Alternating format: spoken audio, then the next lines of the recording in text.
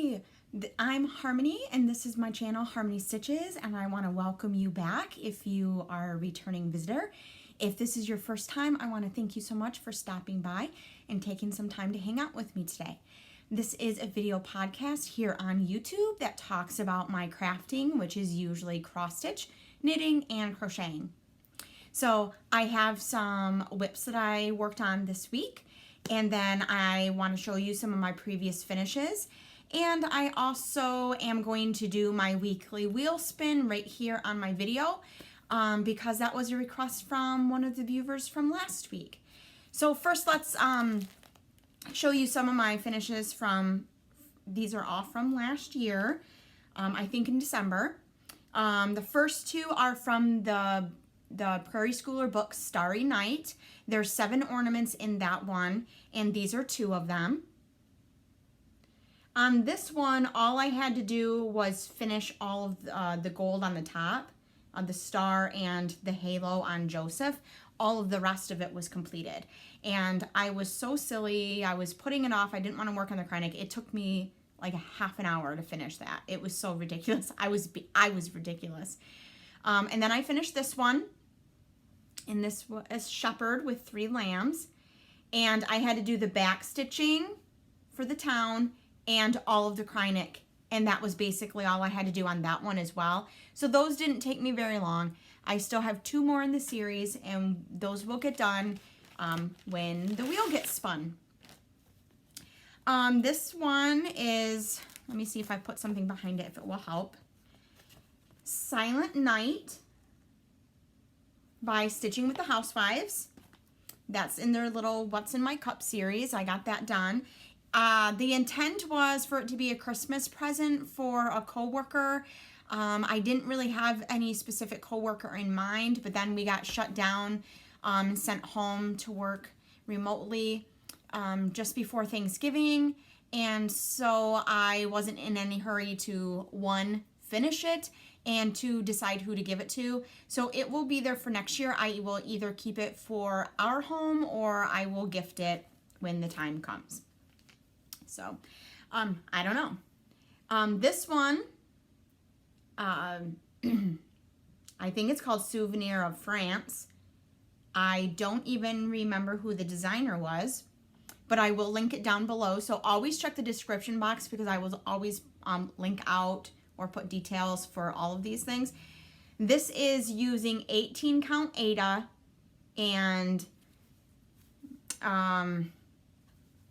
number 8 pearl cotton, DMC pearl cotton, and I can't remember the number, but it looks red in this lighting, but it's not. It's kind of a pinky cranberry color. But I stitched this. I didn't really have any purpose for that one either. It's a free pattern from the designer, and I thought maybe someone, one of the students at school who liked Paris or traveling would like it for a magnet for their locker. And my daughter said, well, I would like it for my locker. But since she has decided she wants it in a picture frame, we just have not found the picture frame that's correct for it. We really haven't looked yet, but we haven't been going a ton of places. She wants to stay social distant, so we'll go when we go. This is a freebie pattern from Doreen Jones, and you can find her cross stitch Facebook page where all of these are posted. And I made mine quite a bit different. Hers was teal and pink. There was some Smyrna crosses on here to make snowflakes, but I decided to leave those off, and I used more traditional colors, and I just pulled everything from my stash. So that's a quick little ornament that will get done. Oh, and I stitched this one on 28 count Monaco that I coffee and tea dyed myself. This is a pretty good representation of the color here. So there's that one. Next year, I plan to have like a whole bunch of cross stitch ornaments on the Christmas tree. The last couple of years, we've been finding that we don't have a lot of Christmas ornaments, especially ones that we care about as a family the most.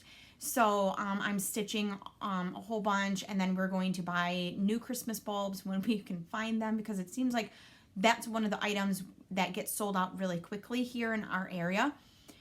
So that's what we plan to do. And here's another one. This one is by, I believe, Hands Across the Sea. And it's called, oh gosh, what's it called? Inquisitive Robin. And again, it's on 28 count Monaco that I coffee and tea dyed. I pulled colors from my stash that matched the pattern.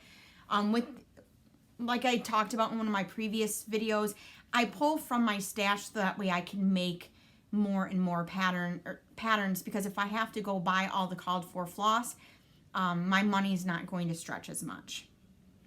This one was a freebie pattern from Leela May Designs, and they're on Facebook. They have a Facebook group. Again, I pulled all DMC floss.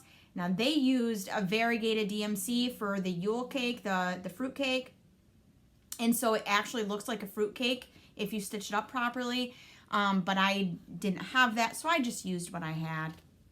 And I like it. If I get to a point where I don't like it and I want it to be restitched, I probably will just restitch the whole entire thing and gift that one out. But as of this moment, I like it just fine. This is a freebie pattern from Plum Street Samplers, I believe. And I apologize if I'm wrong, but I'm pretty sure. And it's called something about Savior, which you wouldn't think so because it says Happy Birthday, Lord. But it's something about Savior. And again, I just pulled from my stash. So I just knew I needed like 2 greens and a brown and a white / cream color. I just pulled them. And I like the way that it turned out. I like the little deer. So that one will get finished. I'll probably put this one in a white or distressed wood picture frame instead of being an ornament, because it is a little bit on the bigger side.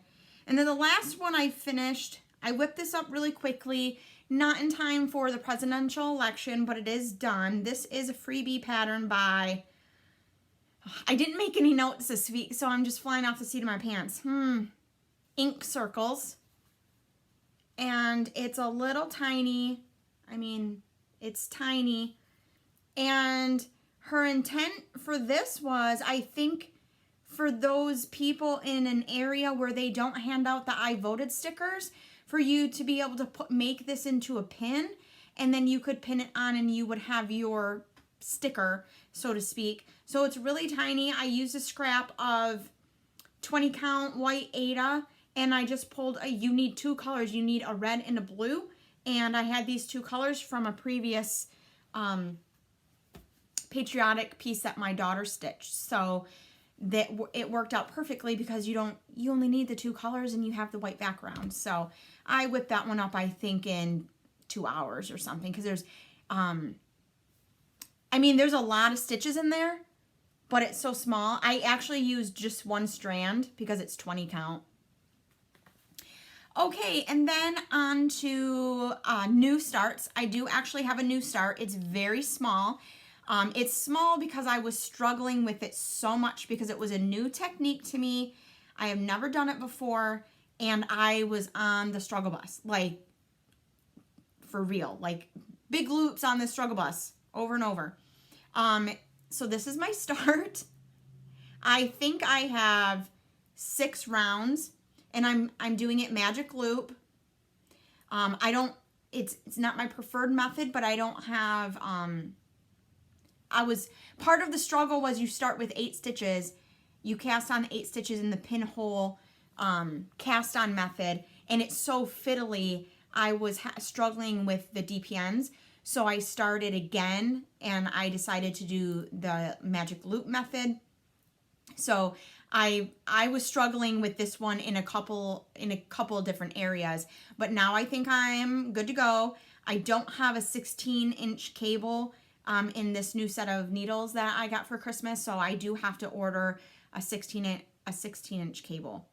And these are 5 inches, and this is I don't know how long this is, but it's just a couple inches too long with the 5-inch tips and then the needle. So I just need to get the 8-inch cable, and I need to get the a set of smaller tips so I can do it. My preferred method is just in the round. But this is small start. It's for my husband.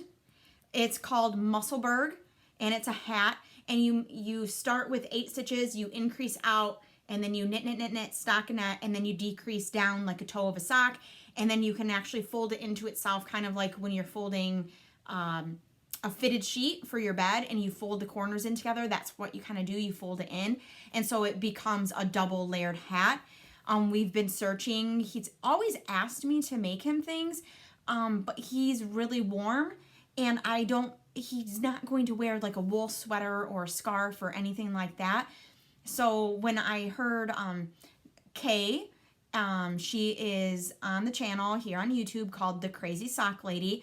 She's making her 3rd one, I believe, and she kept showing it on her podcast, and I looked up the pattern, and I said, yeah, I think that's going to work, and she started to knit along, so I went ahead and bought the pattern, and we picked out this yarn.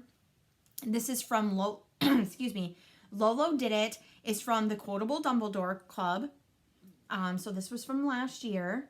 Ooh, that's a pretty good representation. It's kind of blue, but it's kind of has a hint of gray in it.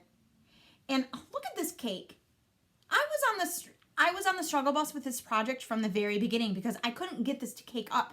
The yarn kept falling off my ball winder, and I had to start over. I had to rewind it. It was awful. But I finally got it caked up, and this one is called Magic. That's the colorway of this one. So I will get that done, and at first, I kind of felt guilty for starting a new knitting project when I had so many others sitting, but it's the beginning of February. We still possibly could have 2 to 3 months of cold weather, and so I'm going to go ahead and knit this hat for my husband so he can have a hat, which he has hats. It's not like he's not gonna, go out there and freeze, but I feel that it has higher priority than the flag scarf that I'm making, because that one can wait until summertime. So, okay. So the next thing is last week's whips. I spun on my wheel before the video because I usually spin the wheel when I wake up in the morning, which is really early. I spun Who's There. I was not, excuse me, I was not even halfway done with this one. But I knew that if all went well, I could finish this week, and I did. Work was pretty killer this week for me personally, so I didn't think that I would make it, after all, but I did finish it. And I was kind of concerned that I made the choice of having the grass and the entire house in black, but I do like the way that it turned out because that was a change. I did notice that because I eliminated that brown color, the beaks on the owls and the acorn were also supposed to be that brown color, but I really do like the way that it turned out.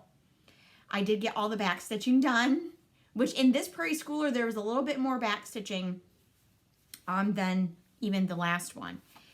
And yesterday, Saturday, February 6th, when I was watching Stitching with the Housewives, Priscilla showed her progress on Double Double.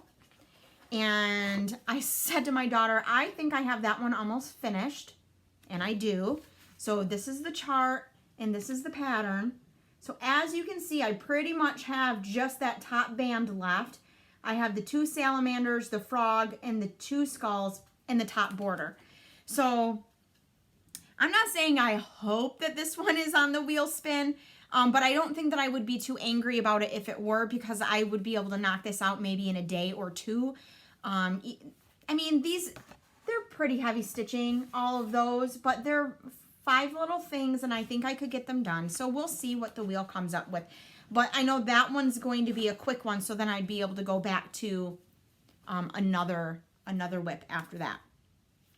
The other one is, of course, Pandemic, and I know you guys are going to get sick of it, but I did move it on my frame, and this is a homemade PVC frame, and this week I did zigzag my edges when I took it off, like I said I was going to, and I put my 17-inch bars in here because we had some extra PVC.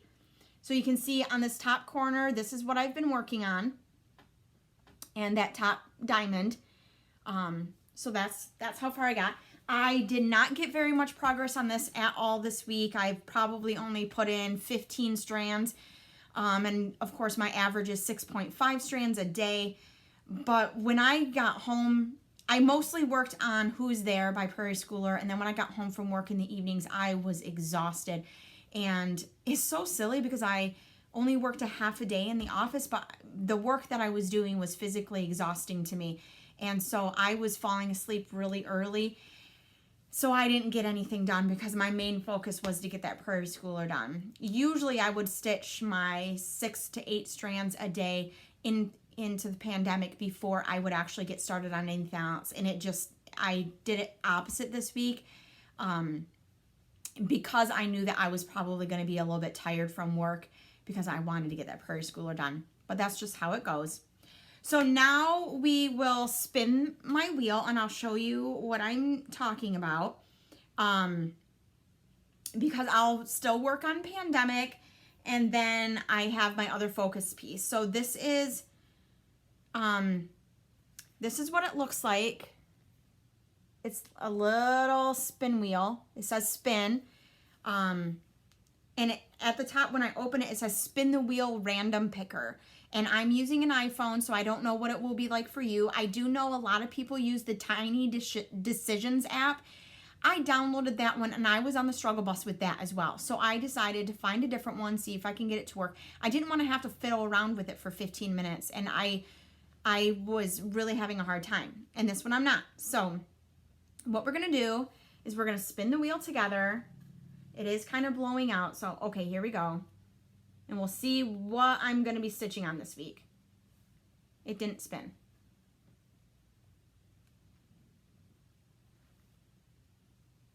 So let's see. Double. Oh my gosh. Okay, so you see it. I spun it right with you. So I'm going to hide that slice. All right, so I'm going to stitch double. I might be able to have it done today since we're going to stay up to watch the football game. And then I won't spin anything else, but maybe I'll just work on my Musselburgh hat today and maybe pick Starry Night because I think I could get those done as well. So we'll see how it goes, but I will start with double and get that done first. And maybe I'll try to get more strands in the pandemic too since I'm a little bit behind. I do have my oral surgery and on Tuesday, I'm just getting my bottom wisdom teeth taken out, but I'm a little concerned because I've never had anesthesia before, so I don't know how my body's going to react. And I also don't know how I'm going to react to the pain meds. So we'll see how much stitching I actually get done today, but I'll try to get double done today so that way I can show you next week. And then I will only have one of that series to go. I do have 2 purchases. So yes, I told you last week that I had already spent my spending money for February on the project bag from Pumpkin Hollow Quilts. But I had asked my local needle workshop to check out some patterns for me. And she called me on Friday, I think, and told me that they were in and they were having a little party event for the big game today. So I was able to use some coupons. So basically I owe from March spending now, but these are the 2 that came in. There's still one on back order and I told her I'm in no hurry. That will come when it comes. So the first one is Bittersweet Trio from Waxing Moon Designs. And I love the squirrel and the pumpkin and the fox. I liked those 2, so I wanted to get this one. Waxing Moon Designs has a whole bunch of trios like this. You can stitch them together on one piece. You can stitch them separate. You can do whatever you want. But then I got home and I was looking at the pattern and I noticed like all of this vine on the pumpkins, all of this here and all of that there, it's all back stitching. And I'm like, oh my gosh. You know, there's a lot of us that kind of loathe back stitching. And I know that it really can add a lot to a piece, just like the Prairie Schooler that I just did. But it takes time and sometimes it's finicky and you can't get it to look right. So I didn't notice that when I requested it, but that's okay. The other one is by Plum Street Samplers, and it's George Decorates for Martha.